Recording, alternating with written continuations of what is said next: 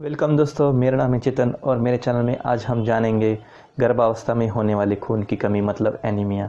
तो दोस्तों, वीडियो के आगे बढ़ने से पहले हम कुछ बात करेंगे कि दोस्तों आपने बहुत ही ज़्यादा प्यार दिया है मेरे चैनल को, बहुत ही पसंद किया है आप लोगों ने।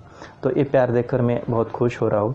तो इसलिए दोस्तों मेरे चैनल को आप सब्सक्राइब करते रहिए और मेरे चैनल में नए नए वीडियो में आज के लिए लाता रहूँगा, नए टॉपिक लाऊंगा, नए हेल्थ के बारे में कुछ बेहतरीन चीज़ें बता दूंगा जो आपको आपकी हेल्थ को बेहतरीन रखे और स्वस्थ रखे।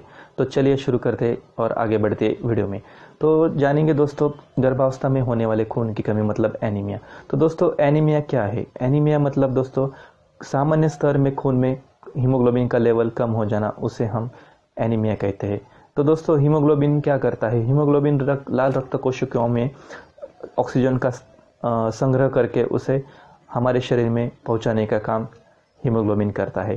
तो दोस्तों आयरन की कमी वाला एनीमिया सबसे आम पाया जाता है। तो दोस्तों इसके प्रकार के बारे में अब हम जानेंगे। तो दोस्तों पहला प्रकार आता है कि आयरन की कमी वाला एनीमिया, दूसरा प्रकार आता है फोलिक एसिड की कमी वाला एनीमिया और तीसरा प्रकार आता है विटामिन B12 की कमी वाला एनीमिया। तो दोस्तों इसके बारे में जानने के बाद अब हम चलेंगे गर्भावस्था में आयरन इतना महत्वपूर्ण क्यों होता है। क्योंकि दोस्तों देखिए आयरन हमारे शरीर में लाल रक्त कोशिकाओं को बनाने के लिए बहुत ही महत्वपूर्ण होता है और लाल रक्त कोशिकाओं को हमें हमारे शरीर में खून को पहुंचाने में बहुत ही मददगार साबित होते हैं। इसलिए दोस्तों आयरन बहुत ही महत्वपूर्ण होता है, हीमोग्लोबिन बनाने में भी मदद करता है। तो दोस्तों जब शरीर में हीमोग्लोबिन की मात्रा कम हो जाती है तो हमारे शरीर में और शरीर के अंगों में ऊतकों को और कोशिकाओं को ऑक्सीजन पहुंचाने में दिक्कत आ सकती है। क्योंकि दोस्तों जब हीमोग्लोबिन कम हो जाता है तो हमारे शरीर के जो अंग होते हैं उनको ऑक्सीजन का जो सप्लाई होता है वो कम हो जाता है। इसका गर्भावस्था में बहुत ही ज़्यादा इम्पैक्ट होता है। जैसे कि जो शिशु होता है गर्भावस्था में उसको ऑक्सीजन पर्याप्त मात्रा में नहीं मिलता, इससे उसका मानसिक और शारीरिक विकास में बाधा आ सकती है। और एक बात, भारतीय महिलाओं में आयरन की कमी वाला एनीमिया दुनिया भर में से सबसे ज़्यादा पाया जाता है। तो आयरन की कमी वाला एनीमिया होने से पहले जो भारतीय महिला है उनके शरीर में पहले से आयरन की कमी होती है और ये पूरा करने के लिए WHO ने बताया है कि डेली 30 to 60 मिलीग्राम आयरन की मात्रा ज़रूरी होती है। तो आयरन की ये पूर्ति करने के लिए गर्भावस्था में गर्भवती महिलाओं को 30 to 60 मिलीग्राम आयरन की टैबलेट देना बहुत ही ज़रूरी होता है। तो आयरन इसलिए स्वयं गर्भवती महिला और शिशु के स्वास्थ्य के लिए महत्वपूर्ण होता है। तो दोस्तों आगे हम एनीमिया के लक्षणों के बारे में जानेंगे। तो पहला लक्षण होता है थकान, चिड़चिड़ापन, चक्कर आना, सिर दर्द होना, मुंह में छिल्ले पड़ना, नाखून चम्मच के आकार के होना और पाइका मतलब जो असामान्य चीज़ें होती है वो खाने की लालसा होना, जैसे कि मिट्टी और चौक। ये सामान्यतः गर्भवती महिलाओं में खाने की लालसा हो जाती है।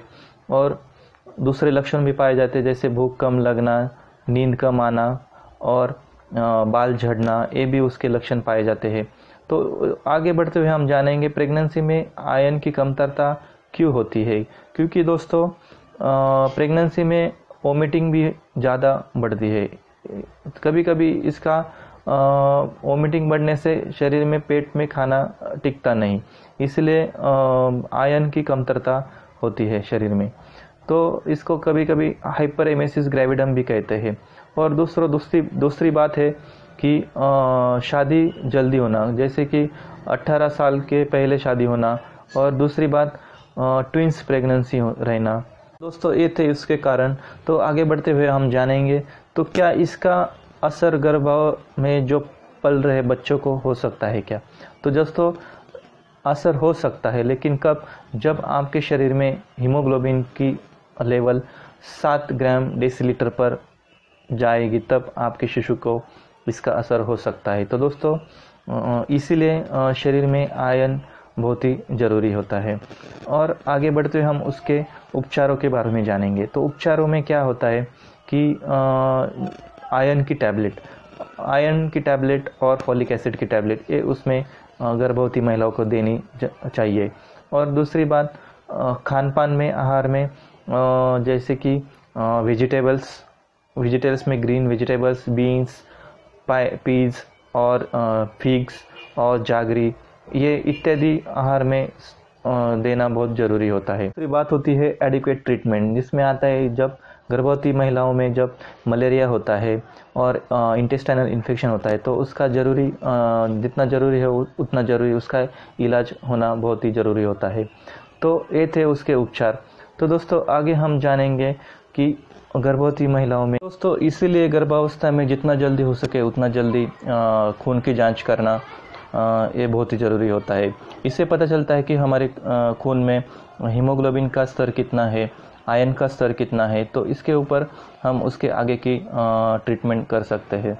तो दोस्तों ये था आज का वीडियो। तो आज का वीडियो आपको कैसा लगा मुझे ज़रूर कमेंट करके बताइए और मेरे चैनल को सब्सक्राइब करिए।